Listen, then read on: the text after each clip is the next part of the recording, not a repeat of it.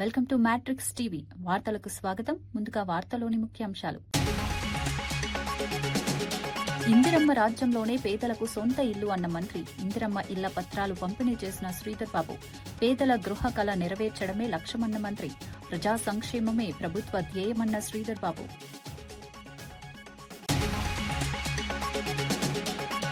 గవర్నర్ను కలిసి భూ వివాదాలపై ఫిర్యాదు చేసిన కవిత. ల్యాండ్ మాఫియా అంశాలను గవర్నర్ దృష్టికి తీసుకెళ్లిన కవిత. భూ సంబంధిత అక్రమాలపై చర్యలు కోరిన కవిత. భూముల వ్యవహారాల్లో పారదర్శకత అవసరమన్న కవిత.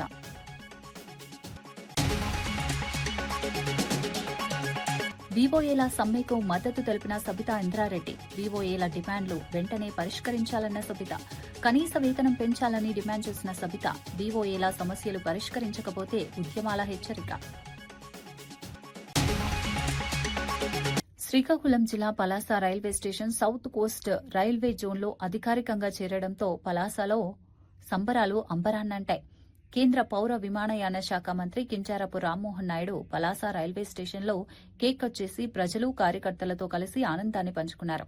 ఇచ్చాపురం నుంచి పలాస వరకు ఉన్న 7 రైల్వే స్టేషన్లు east Coast railway Khurda division నుంచి విశాఖ కేంద్రంగా ఉన్న సౌత్ కోస్ట్ రైల్వే జోన్లోకి రావడం ఉత్తరాంధ్ర రైల్వే చరిత్రలో కీలక మలుపుగా అభివర్ణించారు. ఈ జోన్ సాధన కోసం తాను 12 సంవత్సరాలుగా నిరంతర పోరాటం చేశానని, పార్లమెంట్ నుంచి ప్రజా ఉద్యమాల వరకు అన్ని వేదికలపై ఈ అంశాన్ని ప్రస్తావించానని మంత్రి గుర్తు చేశారు. సౌత్ కోస్ట్ రైల్వే జోన్తో ఉత్తరాంధ్ర అభివృద్దికి కొత్త అవకాశాలు ఏర్పడతాయని ఆయన ఆశాభావం వ్యక్తం చేశారు.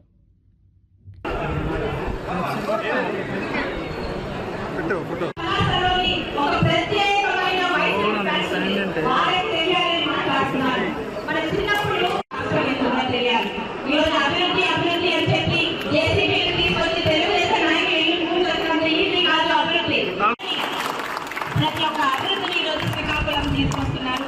ఈ విషయంగా ప్రజలందరికీ ఒకటే మాట, కళ్ళతో చూసి అభివృద్ధి తెలుసుకోండి, మాటల్లో కాదు. ఈరోజు మేము ఏం చేస్తున్నాము.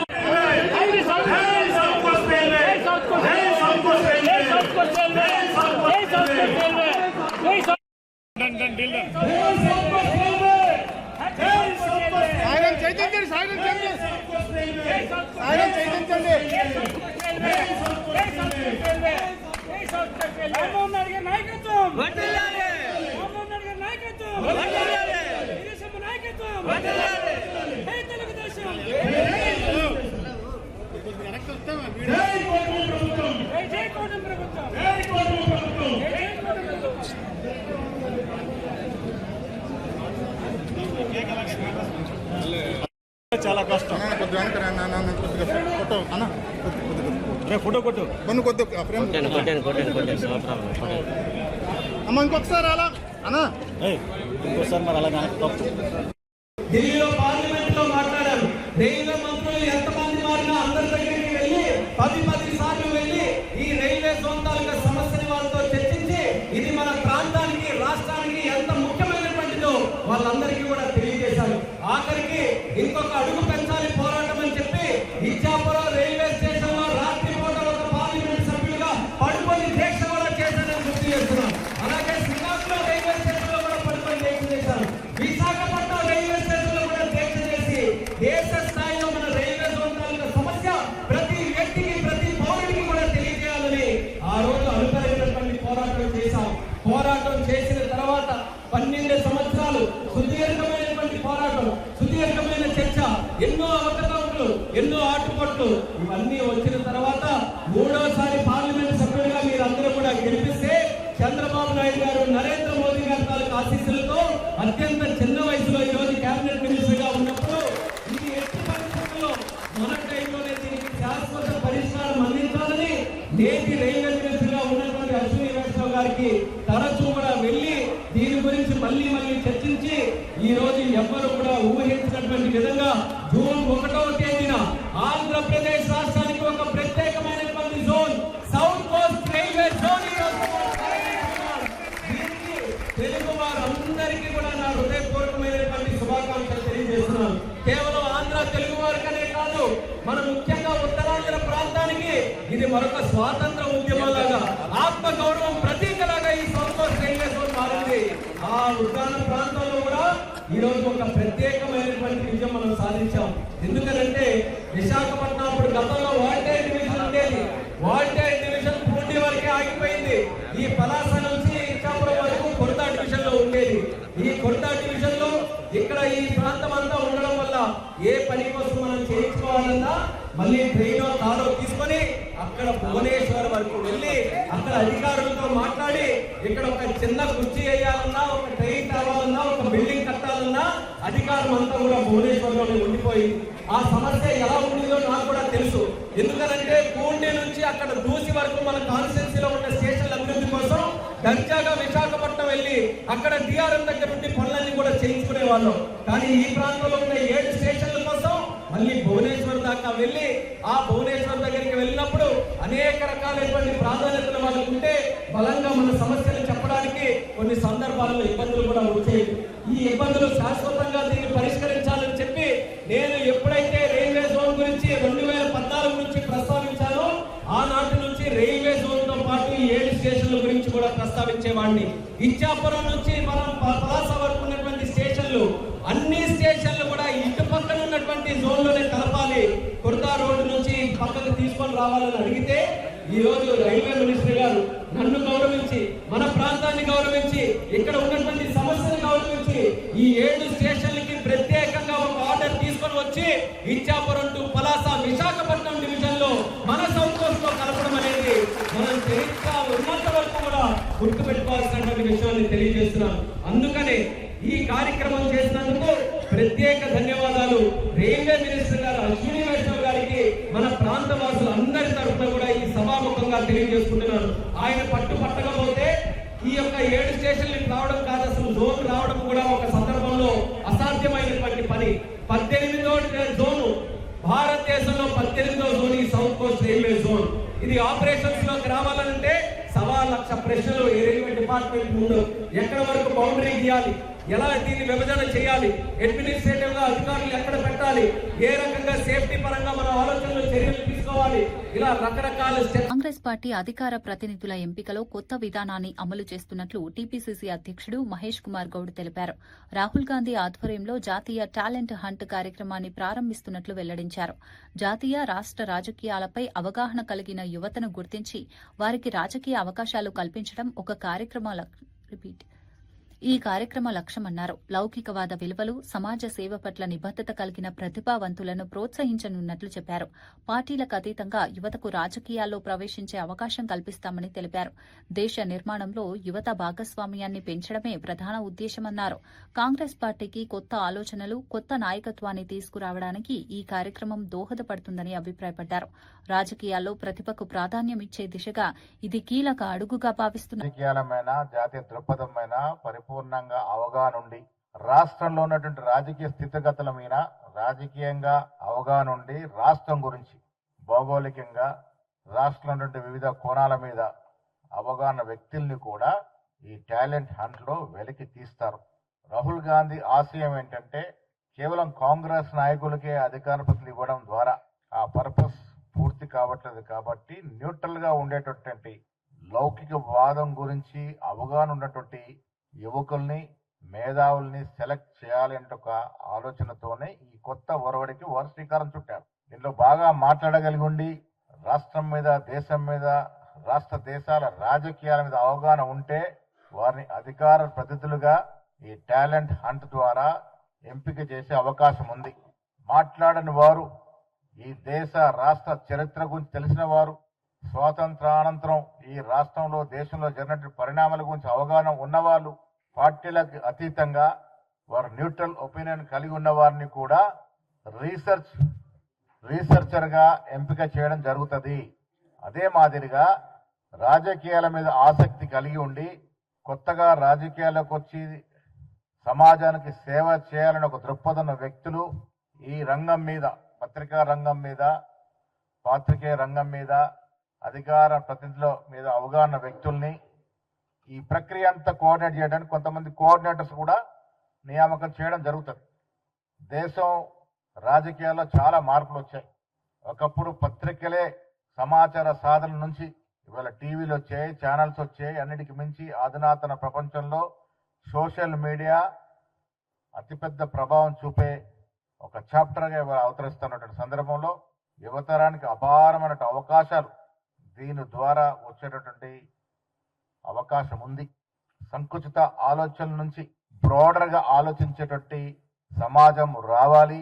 ఈ దేశాన్ని సమూలంగా అర్థం చేసుకుని విశాలమైన ఆలోచనలతో దేశ నిర్మాణంలో యువత పాల్గొనాలని ఒక ఆకాంక్ష రాహుల్ గాంధీ గారు వ్యక్తపరిచిన ఈ ధర్మిల ఈ కార్యక్రమాన్ని ఇవాళ తెలంగాణలో లాంచ్ చేయడం జరుగుతుంది. సామా రామ్మోహన్ గారు మీడియా ఇన్ఛార్జ్ గా ఉన్నారు. వారి కోఆర్డినేట్ చేయడానికి సరల్ పటేల్ గారు గుజరాత్ రాష్ట్రానికి చెందినటువంటి ఏఐసి నాయకులు దీన్ని కోఆర్డినేట్ చేయడానికి వచ్చినారు. దీని పరిపూర్ణ అర్థం ఏంటంటే పారదర్శకత రావాలి. ఆ కోణంలో ఈ టాలెంట్ హంట్ ఉంటుంది. నిష్ణార్థులు ఒత్తిళ్లకి తలొక్కుండా మంచి సబ్జెక్ట్ ఉండి రాష్ట్ర దేశాల రాజకీయం పరిపూర్ణ అవగాహన ఉండి కొంత మంచి మాట్లాడగలిగిన వారికి స్పోక్స్ పర్సన్స్ గా అవకాశాలు వస్తాయి. లేదు మేము మాట్లాడడానికి ముందు పోము, సమాచారాన్ని క్రౌడీకరిస్తాము, సేకరిస్తాము, అన్ని రకాలుగా మీకు సమాచారాన్ని ఇస్తాము, మాకు నైపుణ్యం ఉందనే వారికి రీసెర్చ్ గా అవకాశాలు వస్తాయి. లేదు మేము కాంగ్రెస్ 10 ఏళ్ళకు సేవ చేస్తా ఉన్నాం కాబట్టి ఈ రంగానికి సేవ చేస్తాం, మా సమయం ఇస్తాం, మేము ప్రాపర్ గా కోఆర్డినేట్ చేస్తామన్న వాళ్ళకి కోఆర్డినేటర్ అవకాశాలు వస్తాయి. ఒక కొత్త ఒరవడికి రాహుల్ గాంధీ గారు శ్రీకారం చుట్టారు. నేను వైఎస్సార్ విగ్రహాల ధ్వంసం వెనుక వైసీపీ కుట్ర ఉందని మంత్రి అనగాని సత్యప్రసాద్ ఆరోపించారు. వైఎస్సార్ విగ్రహాన్ని వైసీపీ కార్యకర్తలే ధ్వంసం చేసి ఆ నిందను టీడీపీపై మోపే ప్రయత్నం చేస్తున్నారని విమర్శించారు. రాష్ట్రంలో శాంతి భద్రతలకు భంగం కలిగించేందుకు వైసీపీ పన్నాగాలు పన్నుతోందన్నారు. ప్రజల్లో గందరగోళం సృష్టించేందుకు తప్పుడు ప్రచారాలు చేస్తోందని ఆరోపించారు. అభివృద్ది కార్యక్రమాలపై చర్చ జరగకుండా రాజకీయ ఉద్రిక్తతలు సృష్టించడమే వైసీపీ లక్ష్యమని వ్యాఖ్యానించారు. రాష్ట్రంలో ప్రజలు నిజాలు తెలుసుకుంటున్నారని, ఇటువంటి కుట్రలు ఫలించవని అన్నారు. కూటమి ప్రభుత్వం పారదర్శక పాలన అందిస్తోందని పేర్కొన్నారు. దుష్ప్రచారాలకు ప్రజలు మోసపోరని, చట్టం తన పని తాను చేసుకుంటుందని మంత్రి ఎందుకంటే చూస్తా ఉన్నాం వాళ్ళ పేరు వాళ్ళు సాధకం చేసుకుంటా ఉన్నారు. మొన్న మనం చూసే నంద్యాల జరిగిన సంఘటన, రాజశేఖర్ రెడ్డి గారి విగ్రహాన్ని వాళ్ళ అనుచరులతోనే విధ్వంసం చేసి తలకాయని తీసేసి దాన్ని ఏదో తెలుగుదేశం పార్టీ నాయకులు చేశారని చిత్రీకరించిపోయి దొరికిపోయినటువంటి పరిస్థితి. వాళ్ళ సొంత మనిషి, వాళ్ళ మాజీ ఎమ్మెల్యే యొక్క సొంత మనిషి జంబులయ్య మనం చూస్తూ ఉన్నాం. ఎలా తీసాడో మీరు చూడండి ఒకసారి వీడియో.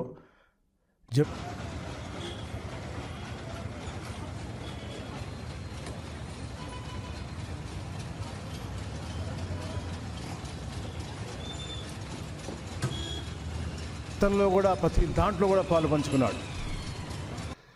శ్రీమతి కూడా అక్కడ మెప్మాలో సిఆర్పిగా పనిచేస్తూ ఉన్నారు. అది కూడా ఇచ్చింది ఎవరు అంటే గత ఎమ్మెల్యే చంద్రశేఖర్ రెడ్డి. ఆవిడ 2019 నుంచి మెప్మాలో పనిచేస్తూ ఉన్నారు. ఇలాంటి వారు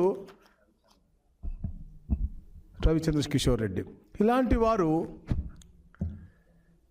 అసలు ఒక పార్టీకి అధినాయకుడుగాను అసలు ఉంటే అర్హత ఉందా అని అడుగుతా ఉన్నాను. ఎందుకంటే ఎక్కడన్నా వేరే గతంలో కూడా వీళ్ళ తండ్రికి వాళ్ళకు కూడా చరిత్ర ఉంది. హైదరాబాద్ ప్రశాంతంగా ఉంటే వేరే ముఖ్యమంత్రి ఉండకూడదు, అధిగమించాలని చెప్పే లక్ష్యంతో ఆ రోజుల్లో మతకల్లో సృష్టించిన చరిత్ర వాళ్ళ డిఎన్ఏలో ఉంది. తాత, తండ్రి, ఈయన అందరికీ ఉంది. ఇస్తే పవన్ కళ్యాణ్ ఎలాంటి నటనైనా చేస్తారని, ఏ డ్రెస్ వేసుకోమన్నా వేసుకుని ఎగురుతారని విమర్శించారు. తెలంగాణలో నిర్వహిస్తున్న నవనిర్మాణ సభల ఉద్దేశంపై ప్రశ్నలు లేవనెత్తిన ఆయన ఇలాంటి సభలను గుజరాత్, కేరళ, తమిళనాడు వంటి ఇతర రాష్ట్రాల్లో ఎందుకు నిర్వహించడం లేదని నిలదీశారు. రాజకీయ ప్రయోజనాల కోసం ప్రజల భావోద్వేగాలను ఉపయోగించుకోవడం సరైంది కాదన్నారు. రాష్ట్ర సమస్యల పరిష్కారంపై దృష్టి పెట్టకుండా రాజకీయ ప్రదర్శనలు చేయడం వల్ల ప్రజలకు ఉపయోగం ఉండదని వ్యాఖ్యానించారు. రాజకీయాల్లో బాధ్యతాయుతమైన వ్యవహారం అవసరమని పేర్కొన్నారు. ప్రజల నమ్మకాన్ని పొందాలంటే కార్యాచరణతో ముందుకు రావాలని సూచించారు. రాష్ట్రమైన గౌరవించే విధంగా గౌరవించడం ఇలా ఎందుకు మేము మాట్లాడుతున్నామంటే, తెలంగాణ కోసం పార్లమెంటు సభ్యుడిగా ఆనాడు సకల జనుల సమ్మె ద్వారా తెలంగాణ అందరూ కూడా తెలంగాణ కావాలని అడిగినాం, పోరాటం చేసినాం.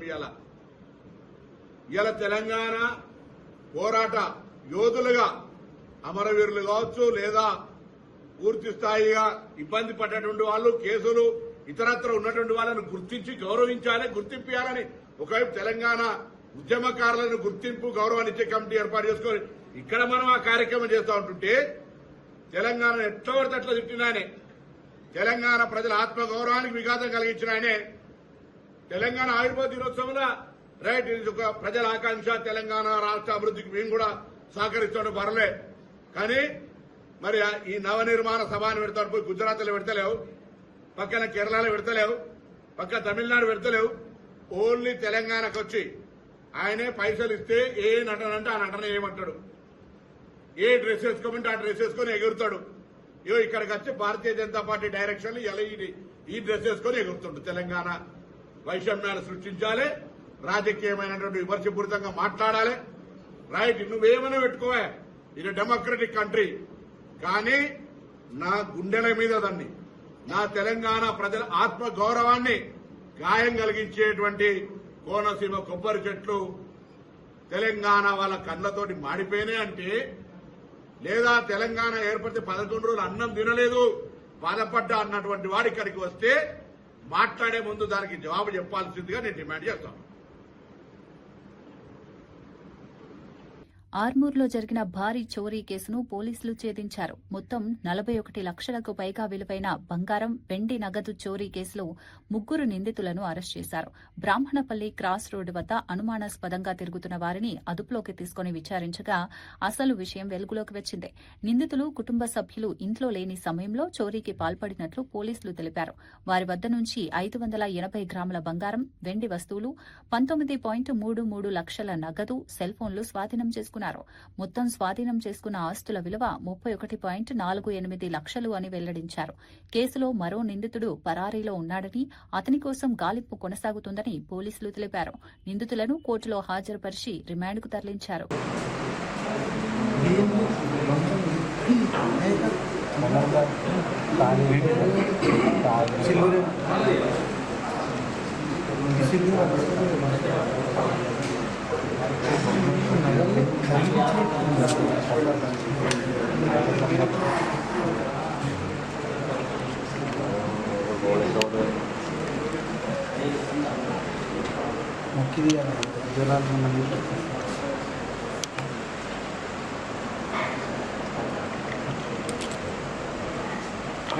పోలీసులు మరి సిసిఎస్ వారు ఒక హెచ్బీపై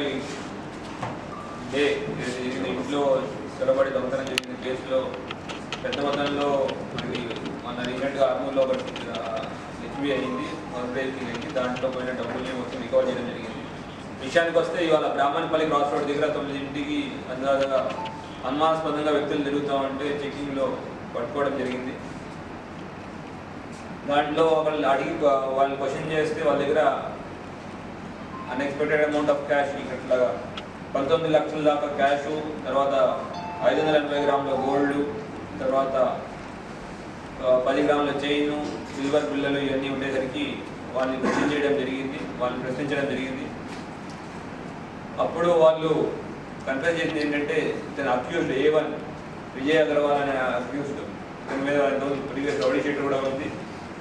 A2 సల్మాన్ ఖాన్, A3 ముంజల్ సాయి కుమార్, ఈ 3 అక్యూజ్లు పట్టుకోవడం జరిగింది. వాళ్ళు చెప్పిన విషయం ఏంటంటే, A1 వాళ్ళ బాబాయ్ వాళ్ళు ఇంట్లో డబ్బులున్న విషయం అక్యూజ్ A1 తెలిసి వాళ్ళు బాబాయ్ వాళ్ళు వేములవాడకి వెళ్ళిన టైంలో A2 అక్యూజ్ ద్వారా సల్మాన్ ఖాన్ ద్వారా దొంగతనం చేయడానికి పురుగొల్పాడని, వాళ్ళు లేని టైం వాళ్ళ ఇన్ఫర్మేషన్ ఇవ్వగానే వీళ్ళు వెళ్ళి సల్మాన్ ఖాన్ వెళ్ళి దీన్ని పలగొట్టి ఇంట్లో ఉన్న బంగారము డబ్బులు తీసుకువెళ్ళడం, దానికి తోడ్పడిన వాళ్ళు ముంజల్ సాయి కుమార్, శ్రీహరి అనే వాళ్ళు కూడా సాయపడ్డారు.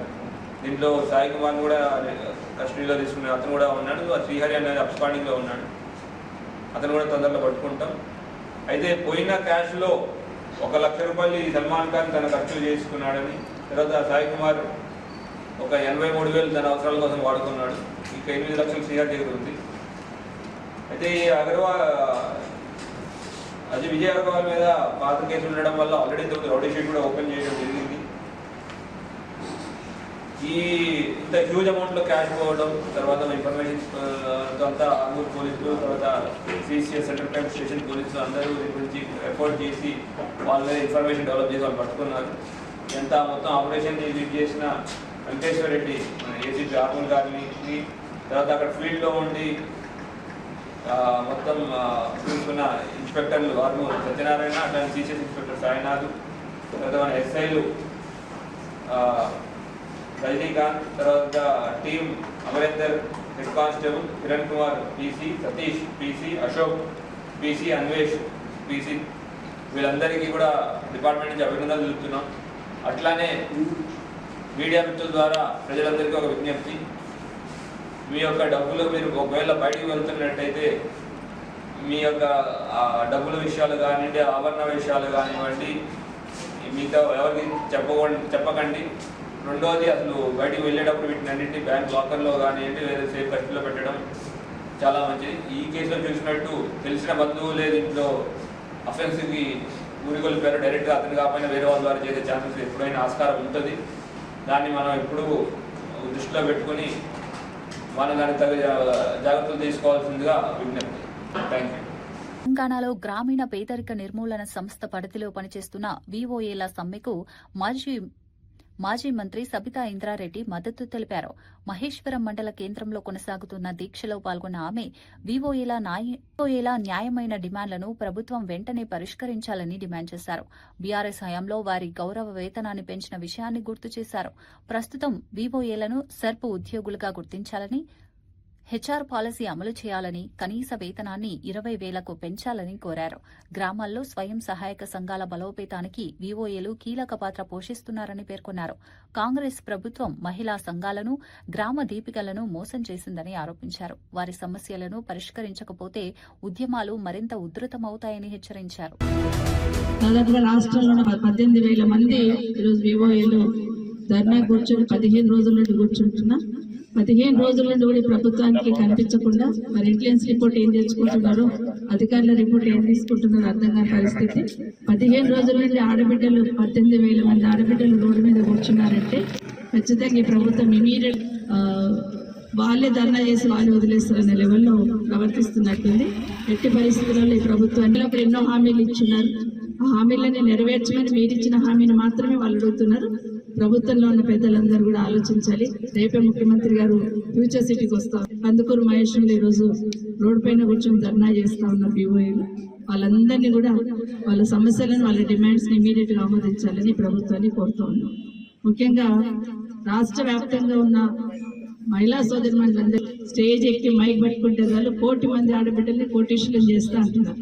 ఆడబిడ్డలందరికీ కూడా ఆర్థికంగా, సామాజికంగా ధైర్యం వచ్చేటట్టు వీళ్ళందరినీ ఒక తండ్రి వీఓఏలు. వాళ్ళని మర్చిపోతే ఈరోజు మహిళలకు మనం ఏమి ఇస్తున్నా కూడా అది నిజంగా అది ఇస్తున్నట్టు కాదు. ఎందుకంటే వీళ్ళందరూ కూడా ఆడబిడ్డలే. సంఘాల బలోపేతానికి ఏ విధంగా ప్రయత్నం చేస్తారు? ప్రభుత్వం ఏ పథకాన్నైనా కింద స్థాయి వరకు తీసుకెళ్లడం ఒకటి. 18 సంవత్సరాల నిండిన ప్రతి ఆడబిడ్డ కూడా సంఘటితం చేస్తూ ఎక్కడ ప్రభుత్వ కార్యక్రమం ఉన్నా వాళ్ళందరినీ కూడా తీసుకొచ్చి ప్రభుత్వ కార్యక్రమాలన్నీ కూడా వేయాలి. కాబట్టి ప్రభుత్వం ఇప్పటికే 3 సంవత్సరాల టైం ఇచ్చారు. వాళ్ళు మీకు 2.5 సంవత్సరాల టైం ఇచ్చారు. ఇప్పటికీ ఇప్పుడు కూడా అడగకపోతే ఇంకా మీరు చెయ్యరని ఆలోచన మా సోదరి మండలికి వచ్చింది. మీరిచ్చిన హామీని, ఎన్నికలప్పుడు మీరిచ్చిన హామీ మీరు మేనిఫెస్టోని సాధించిన తర్వాత కేసీఆర్ గారు సంఘాల బలోపేతాన్ని కృషి చేస్తూ దాని వెనుక ఉన్న ఆర్పీలకు కానీ వీఓఏలకు కానీ కొంత 2,000 ఉన్న శాలరీ వీళ్ళకి 5,000, వాళ్ళకి 6,000 చేస్తూ ఆర్పీలకి వీఓఏలకు ఇంకొక సమస్య ఏంటంటే సంఘాల అకౌంట్లో వేసి వాళ్ళ దగ్గర నుండి తీసుకోవాల్సిన అవసరం ఉంటుంది. గ్రామ సంఘం వాళ్ళకు నేరుగా రిక్వెస్ట్ ఒకటైతే ఎన్నికల కన్నా ముందు మీరు ఇచ్చిన హామీని పాటిస్తున్నామంటే 20,000 రూపాయలు వాళ్ళకి నెలకి ఇస్తామని మీరు ఇచ్చిన మాటనే నిలబెట్టుకోమని కోరుతున్నారు ఆడబిడ్డలు. వేరే ఎక్కువేం అడుగుతలేదు. జయశంకర్ భూపాల్పల్లి జిల్లా కాటారంలో మంత్రి శ్రీధర్ బాబు ఇంద్రమ్మ ఇండ్ల మంజూరు పత్రాలను లబ్దిదారులకు పంపిణీ చేశారు. 5 మండలాలకు చెందిన అర్హులైన కుటుంబాలకు ఈ పత్రాలు అందజేశారు. ఈ సందర్భంగా మాట్లాడిన మంత్రి పేదలకు సొంత ఇల్లు కల్పించడమే కాంగ్రెస్ ప్రభుత్వ లక్ష్యమన్నారు. గత ప్రభుత్వం ఆర్థిక వ్యవస్థను అస్తవ్యస్తం చేసిందని విమర్శించారు. మహిళల అభివృద్ది, సంక్షేమానికి ప్రాధాన్యత ఇస్తూ ప్రభుత్వం ముందుకు సాగుతోందన్నారు. ఇంద్రమ్మ ఇళ్ల పథకం ద్వారా వేలాది కుటుంబాలకు గృహ కళ నెరవేరుతుందని తెలిపారు. గ్రామీణ, పట్టణ ప్రాంతాల్లో మౌలిక సదుపాయాలతో కూడిన గృహాలను అందించేందుకు చర్యలు తీసుకుంటున్నామని వెల్లడించారు. ప్రజా సంక్షేమమే ప్రభుత్వ ధ్యేయమని, అర్హులైన ప్రతి కుటుంబానికి న్యాయం జరిగేలా చూస్తామని మంత్రి శ్రీధర్ బాబు స్పష్టం చేశారు. ఈ రోజు మొదటి దఫగా 3,500 ఇల్లులు ఇచ్చినాం. ఆ క్రమంలో ఈ 5 మండలాలకు సంబంధించి పెద్ద ఎత్తున 1,500 ఇళ్ల నిర్మాణ కార్యక్రమాలను చేపట్టినాం.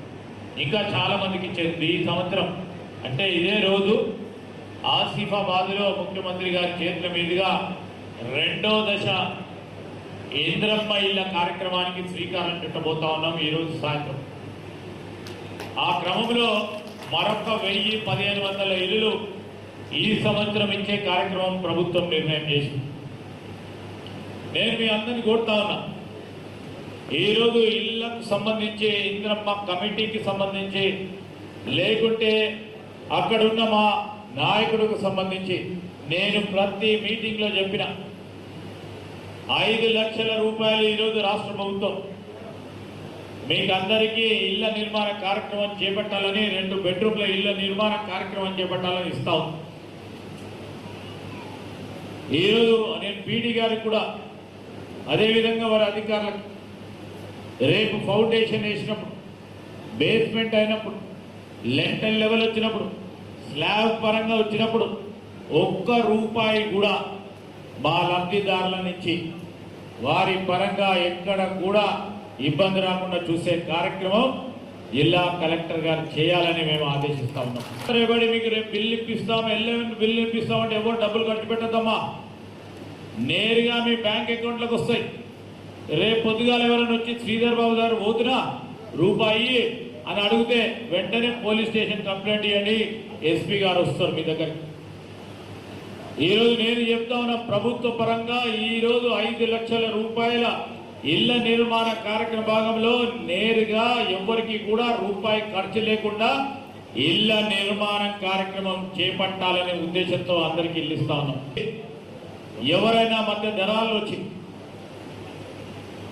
మీకున్న ఆతృతను ఆసరగా చేసుకొని లబ్ధి పొందామని ఆలోచన చేస్తే స్థానిక పోలీస్ స్టేషన్లో కంప్లైంట్ చేయండి కార్యక్రమం. మేము గత ప్రభుత్వానికి సంబంధించి 10 సంవత్సరాలు తెలంగాణ వచ్చిన తర్వాత టీఆర్ఎస్ ప్రభుత్వ పాలన ఉండే, ఆ ప్రభుత్వ పాలనలో ఒక్కరికి ఇల్లు రాదు. వచ్చిందమ్మా ఒక్కరికన్నా చెప్పుకోవడానికి వచ్చిందా? ఎవరికి ఇల్లు రాలేదు. ఈరోజు ఇల్లు ఇస్తామంటే ఇంకో 10 మందికి ఎందుకు ఇస్తలేమో అని అడుగుతున్నారు. 200 యూనిట్లకు సంబంధించి కరెంటు మీ అందరికీ ఫ్రీగా వస్తుంది. వారికి ఉచిత బస్సు ప్రయాణం కలిగిస్తున్నారంటే అవసరమా, వారికి ఇచ్చేది అవసరమా అని ఆ టీఆర్ఎస్ వాళ్ళు అడుగుతున్నారు. మీరు అందరూ ఆలోచన చేయండి. మేము ఇచ్చిన మరి 6 గ్యారంటీలో భాగంగా 1, 2 మినా అన్నీ చేస్తా ఉన్నాం. ఆ 1, 2 కూడా ఎన్నికల సమయం వచ్చే వరకు పూర్తి స్థాయిలో అది కూడా అమలు చేసి మీ ఆశీర్వాదాన్ని కోరడానికి వస్తాం. వారు ఒక పని చేయకుండా మా ప్రభుత్వంపై మేము పేదవారికి చేస్తా ఉన్న పనులను చూసి ఓర్వలేక మరి ఇష్టారాజ్యంగా అడ్డగోలుగా హైదరాబాద్లోని లోక్ భవన్లో తెలంగాణ గవర్నర్ శివప్రతాప్ శుక్లాను టీఆర్ఎస్ అధినేత్రి కల్వకుంట్ల కవిత మర్యాదపూర్వకంగా కలిశారు. ఈ సందర్భంగా రాష్ట్రంలో పెరుగుతున్న ల్యాండ్ మాఫియా కార్యకలాపాలు, వివాదాస్పద భూసేకరణ అంశాలపై గవర్నర్ దృష్టికి తీసుకెళ్లారు. భూ సంబంధిత అక్రమాలు ప్రజల్లో ఆందోళన కలిగిస్తున్నాయని, దీనిపై తక్షణ చర్యలు అవసరమని పేర్కొన్నారు. వివిధ ప్రాంతాల్లో జరుగుతున్న భూ వివాదాలపై సమగ్ర వివరాలను గవర్నర్కు అందజేశారు.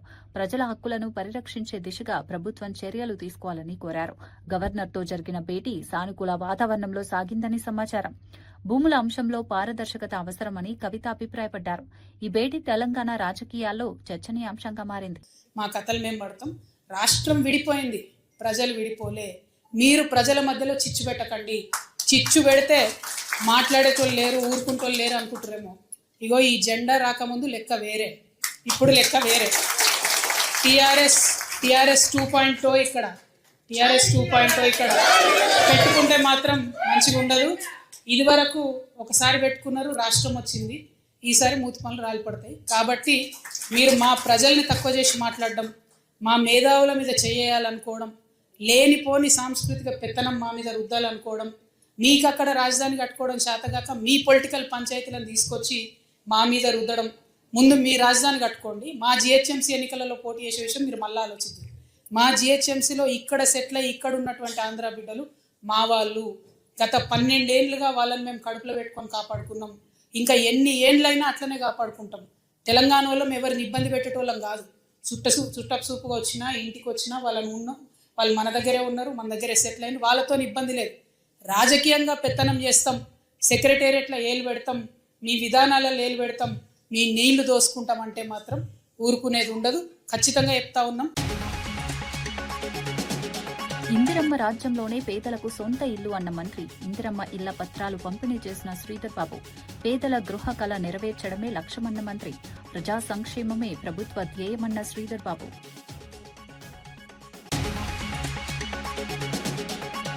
గవర్నర్ను కలిసి భూ వివాదాలపై ఫిర్యాదు చేసిన కవిత. ల్యాండ్ మాఫియా అంశాలను గవర్నర్ దృష్టికి తీసుకెళ్లిన కవిత. భూ సంబంధిత అక్రమాలపై చర్యలు కోరిన కవిత. భూముల వ్యవహారాల్లో పారదర్శకత అవసరమన్న కవిత.